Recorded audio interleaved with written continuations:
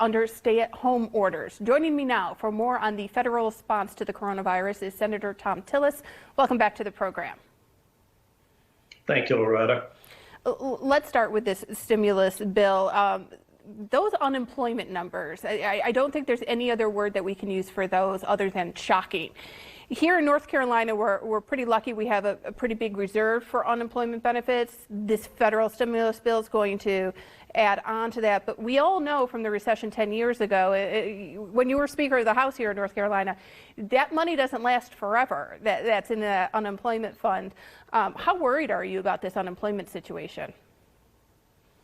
Well, we have to keep in mind that just about 5 weeks ago, 6 weeks ago, there were NBA games being played and we were having record job creation numbers. I think the economic fundamentals are there. What we have is a disruption caused in large part because of the containment measures, travel restrictions, social distancing policies that we have rightfully implemented to combat the virus. I believe that the package that we passed last week is more of a stabilization package. A lot of people call it stimulus, but it's more or less to provide a bridge over what we hope is something that in the coming weeks we will be on the downward slope for, and then we can get the economy back on track. But thank goodness that our state is one of the leading states in terms of having the unemployment reserves, and the federal government will be adding to that in the amount of a $600 a week supplemental payment to help people make ends meet while we're beating the virus. So there's a lot to unpack in that bill, but one of the ones that is very tangible to folks is the fact that so many people are going to be getting a check from the federal government to help things along right now.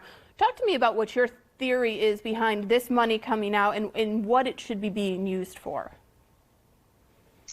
Well, a lot of people, if you look at the benefit, it's $1,200 per adult, $2,400 for a couple, and $500 for each dependent child. The goal is to not only provide for the unemployed, but people who traditionally were not on unemployment, like independent contractors and others, who will qualify for this payment, up to $75,000 per individual and $150,000 per household income levels. So what we're really trying to do is make sure that they can buy food, buy hand sanitizer, the kinds of things that they need to sustain themselves while we focus on taking the right kind of measures to get ahead of this virus.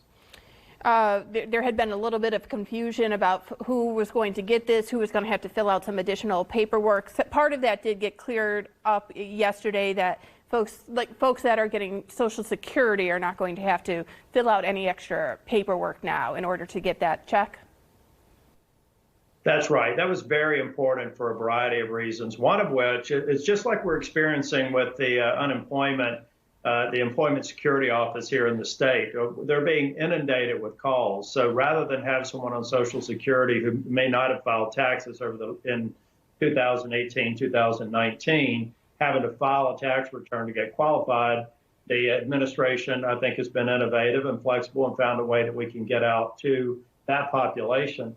I will say that if you didn't file taxes in 2018 and 2019, we would encourage you to go to the IRS website at irs.gov and do a free filing, what they call.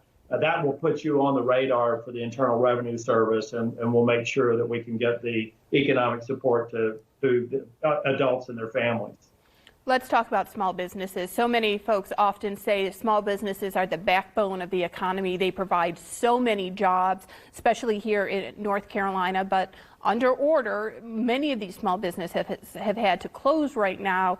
So many of these owners that I have spoken to are worried that they don't have the finances to, pay their rents, pay their loans, and be able to reopen their doors once this order is lifted. I know there's some federal help that's coming, especially through this bill, but how quickly can it get to that? Well, the administration, after the bill was passed and signed by the president on Friday, the administration got to work on creating the guidance that we need to send out to banks and lenders so that they know the rules of the road. We expect the initial version of that guidance coming out sometime tomorrow evening. That will give the banks the information that they need to start underwriting the loans in cooperation with the Small Business Administration. One thing I would tell you, 80% of the jobs created in North Carolina are created by small businesses. I would encourage any business who would like to seek this loan. And keep in mind, it's either a loan or a grant, depending upon how the business uses the loan proceeds. If they use it to pay payroll, they will not have to pay that loan back. That portion of the loan will be forgiven. If they use it for other purposes, then it will be a low interest loan that they'll negotiate the terms with their banks. But we have to get the guidance out. We expected it would take about a week to do it because of all the other things that are going on. But we expect that out there, and we expect lenders to begin making loans next week and possibly even over the weekend. To me, this seems like this is a really important piece of this puzzle. As you say, that small businesses create so many of these jobs. We need them to be able to reopen their doors at the end of this, or else those unemployment numbers aren't going to move the way that we want them to. Absolutely right, Loretta. The fastest way that we can recover economically is to make sure that these businesses are viable and they can bring their employees back. And in many cases, keep their employees on for businesses that are not shut down by government order. So it is, once we get past the curve, which we do expect is a matter of weeks, then we need to quickly be able to get back to a good economic health situation, which is really, I think, probably one of the most important aspects. It's obvious that we need to help individuals just make ends meet, pay their rent, buy their groceries. But making sure that those jobs, that we had record numbers of job creation just 6 weeks ago, making sure that we can go back and start getting those folks back to work. And that's the real thrust behind the bill we passed last week. Well, let's talk about this since you just mentioned it. We're still a few weeks away from the worst of this, or what we're expecting to be the worst of this. Talk to me about where you think we stand as far as getting the protective equipment to the people who need it, the supplies to the folks that need it. There's so much concern by people out there that if I get sick, what I need is not going to be there at the hospital for me. Well, Loretta, I think, this is very personal to me. I have a daughter who's the mother of my 2-year-old granddaughter. She's expecting another baby, and she's a nurse, and she's putting on her scrubs and going to work and doing her part. We need to make sure that anybody who's a first responder or a medical professional, make sure that you rely on the contacts you would normally go to, your health system, your health departments.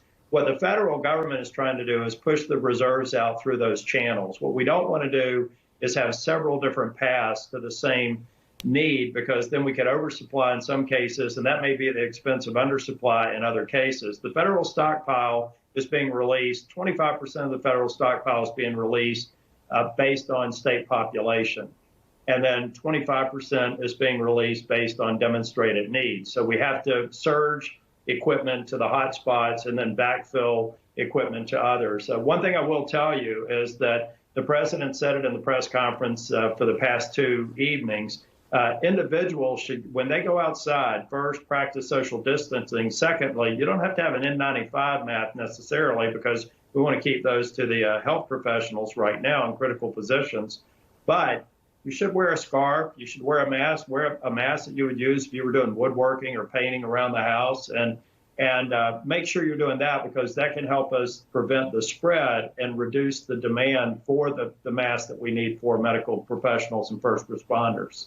Okay, Senator Thom Tillis, thank you as always for joining us this evening. Thank you, Loretta. So, Tim, obviously a